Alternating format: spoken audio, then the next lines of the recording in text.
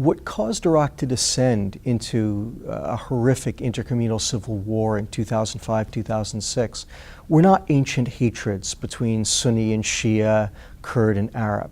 What caused them to descend into that violence, quite frankly, was the security vacuum that the United States created after we pulled down Saddam Hussein's government in 2003 and effectively replaced it with nothing. This is At Brookings, a weekly in-depth look at the issues behind the news. This week, the military drawdown in Iraq.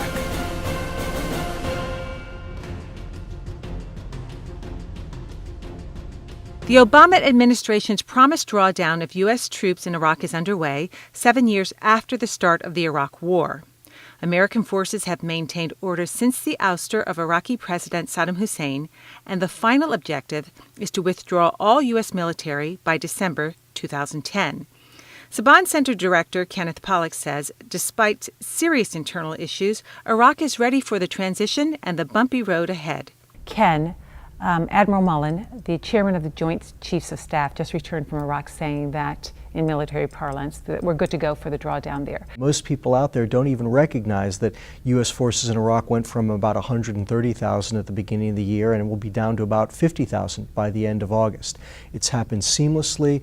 The military has done an absolutely amazing job of cleaning up the messes it made, picking up all of the stuff it brought over, shipping most of it out of the country, consolidating what is left, and really getting to a much smaller footprint, one that will give the United States a much lighter touch, but nevertheless still a significant presence in Iraq. Ken, you just returned from your 10th trip to Iraq. Did you see anything there to give you pause about this drawdown?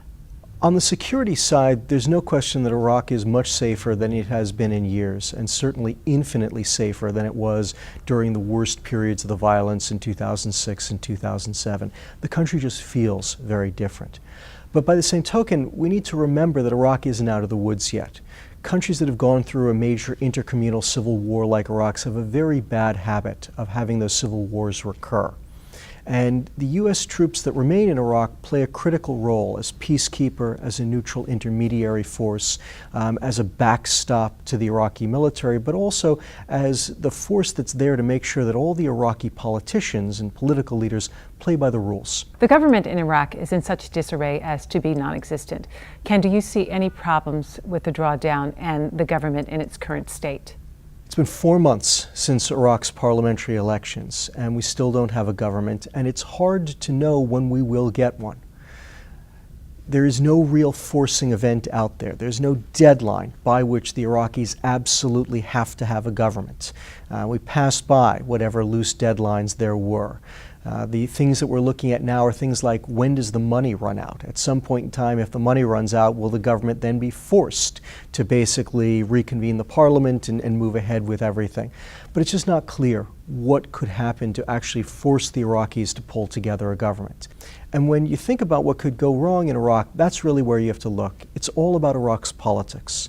If Iraq's politics go well, there's every reason to believe that Iraq can continue to stabilize, its economy can start to pick up again, and the country will slowly emerge from the depths of civil war, and the U.S. military presence will become increasingly unnecessary, and probably rather rapidly so. The problem is that Iraq's politics remain very much up for grabs. There are still lots of forces out there who would like to use all kinds of dirty tricks and violence to advance their own ends. And there are a lot of other Iraqis and Iraqi political leaders who are simply frightened that their rivals will resort to violence. How do Iraqi civilians feel about this move? The Iraqis are fiercely proud. They are very nationalistic. It is humiliating for them to be occupied, and they want very much to control their destiny once again. By the same token, a great many Iraqis remain very frightened that the civil war that was consuming the country in 2005, 2006, 2007 will be allowed to recur. They're very afraid that their political leadership is not the best one for their country, that their political leaders really don't want what's best for the Iraqi people, and that their political leaders will resort to violence very quickly if left to their own devices. And so what you often find from Iraqis is this desire to see the U.S. leave as soon as possible, but not one day sooner. Ken, some observers say that the situation that existed in Iraq before our surge are still there today, and that the drawdown is only going to exacerbate those problems. Is that right? The United States does have a responsibility in Iraq, born both of the fact that we are the country that not only toppled Saddam Hussein, but of greater importance, created a security vacuum in the wake of his fall, which then led to a horrific civil war in Iraq. And we owe it to the Iraqis to ensure that that civil war doesn't recur. We also owe it to ourselves, because Iraq, whether we like it or not, is absolutely vital to American interests. And if we allow Iraq to fall back into a civil war, it is going to be incredibly dangerous and incredibly painful for the United States. It will affect our interests throughout the Middle East. It will affect our economy because of Iraq's role in the global oil economy. It is something that, quite frankly, we don't want to deal with either. And so for our own interests, we have a residual commitment to Iraq that means that we need to see it through to real stability. Iraq has come a long way. There is still a long way to go. Ken, thank you so much for your time here today. It was my pleasure. Thanks so much for having me. Thank you so much for joining us here today. I'm Gigi Hinton. We'll see you next week at Brookings.